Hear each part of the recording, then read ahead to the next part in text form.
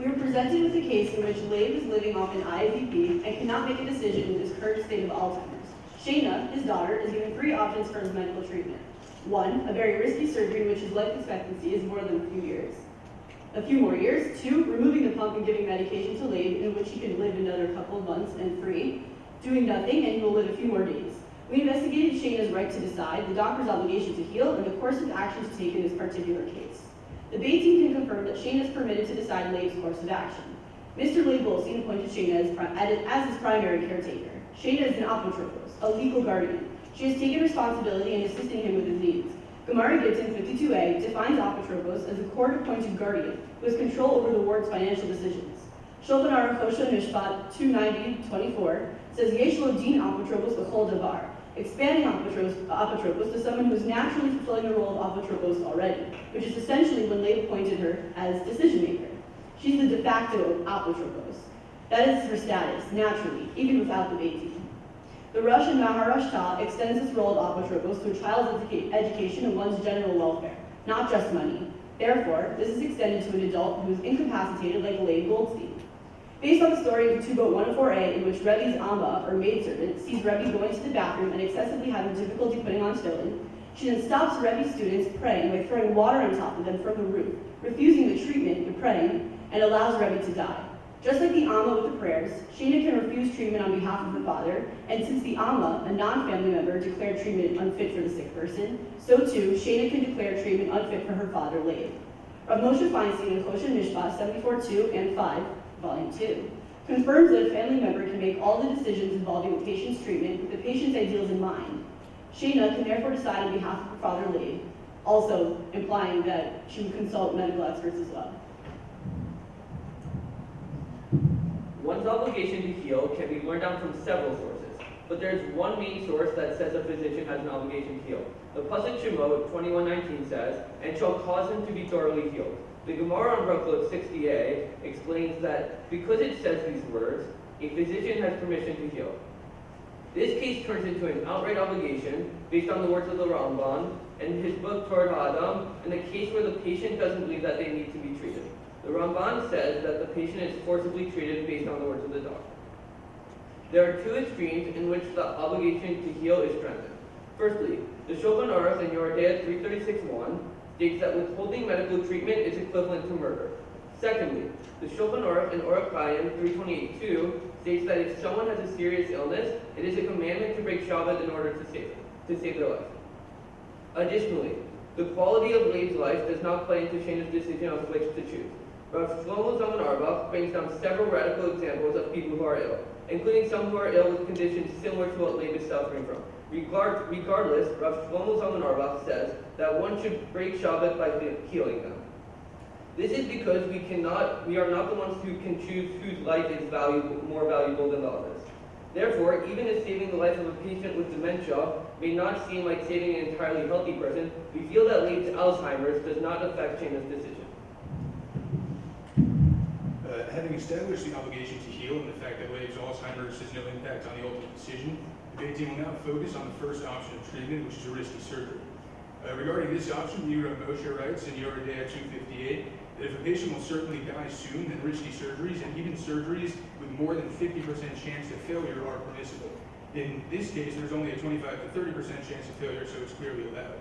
Additionally, the Gemara in Avodah Zarah 27b comments that in a case of long-term life, we do not concern ourselves with short-term life. In our case, the long-term life that the surgery offers definitely outweighs the otherwise short-term life of a few days that Leib currently has. Having established that the surgery is allowed, the Beit Din must determine if it is the obligatory action or not. Rabbi Yaakov Emden explains that if the patient, or in this case is apotropos, is concerned with the risk of surgery, she can choose to refuse the surgery and its potential risks. Therefore, the Beit Din determines that the risky surgery is permissible and even recommended over short-term life, but it is not necessarily obligatory.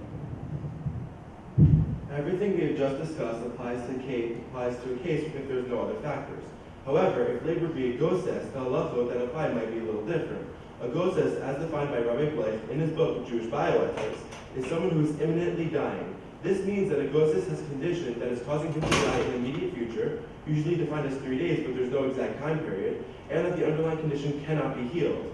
There are 3 major halachic ramifications surrounding a goses. A, one may not do anything that might hasten a goses's death. The Gemara in Shabbat 151b gives the example that one is not allowed to close the eyes of a goses, since this might hasten the goses' death. B. One may not lengthen the death and suffering of a goses. Rabbi Yehuda ben Shmuel in his book Sefer Hasidim gives the example that one may not yell into the ear of a goses to shock him back into life, for this will cause him more suffering. C. One may not prepare anything that deals with the death of a goses. For example, the Shulchan Aruch in Yerodea 339.1 says that one may not bring a coffin to a goses' home or prepare for a goses' burial. In short, one must let a goses naturally die and not prepare for their death. These laws of goses are important to our case, because if Leib would be a goses, Shayna would be prohibited from hastening or preventing his death. So if Leib was to be a goses, Shayna would not be able to permit the bypass surgery or take out the IABP and medicate him, since both options prevent Leib from dying. Now that we have discussed who is considered a goses and its impact on the case at hand, the Beit Din has to decide whether or not Leib is a goses. At first glance, it appears that Leib is not a goses, since the bypass surgery is available. The bypass surgery would heal Leib's underlying condition, removing Leib from imminent death. However, as we've discussed before, Shayna is not obligated to permit the operation. Therefore, if she were to refuse the surgery, there is no other available option to heal Leib's underlying condition. If there's no way to heal the underlying condition, Leib is now imminently dying, causing him to retroactively become a goses. Once Leib is a goses, Shayna is prohibited, as mentioned above, from allowing her father to be taken off the IABP and being medicated, since that lengthens the life of Leib. Shayna then must let her father die, as he currently is on the IABP. In conclusion, Shayna is allowed to choose which course of action to take regarding her father, because she is his apotropos and surrogate decision maker. We, the Beit Din, recommend she has her father undergo the bypass surgery because of its potential for long-term life, but we do not obligate her to do so because the surgery is potentially harmful. If Shayna, for whatever reason, refuses the surgery, Leib would retroactively become a goses and must be allowed to die as he currently is.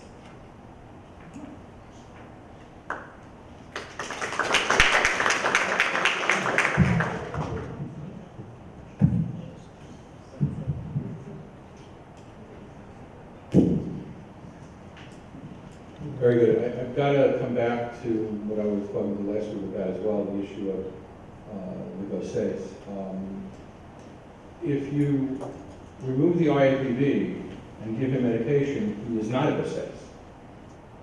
So therefore, I think you have to re-examine whether you can declare him a goses, given that whether you do option A or option C, he's not, because with option C, he's still going to live for more than a few days. I mean, I don't, 3 days, you don't have to be so specific, but he's not going to be imminently dying if he's treated medically by removing the IABP, because the only reason he might die immediately is because the IABP has significant side effects.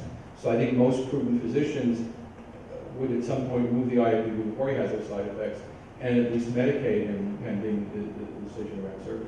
So our case argues that even if the medication would allow him to live longer, he still is a goses, because the medication, while allowing him to live longer, does not heal his underlying condition, and his heart is still deteriorating, and he will eventually die. So currently he's a goses, and whether or not you medicate him, because the surgery would prevent him being goses, because you remove the underlying, his heart's not suffering anymore, but if it succeeds, but the medication, he's still suffering. So once you medicate him, you're lengthening the days of his like in the case that Rabbi Yehuda ben Shmuel says in his book. So once a person's dying and you yell at his ear, he lives longer. He's going to live longer than the general period of a goses, but he's still considered a goses because originally he was in a state of imminent death. The issue around goses, to the best of my understanding, is that when you do something actively to them, A, there's a risk you can make them die quicker, which is why you don't.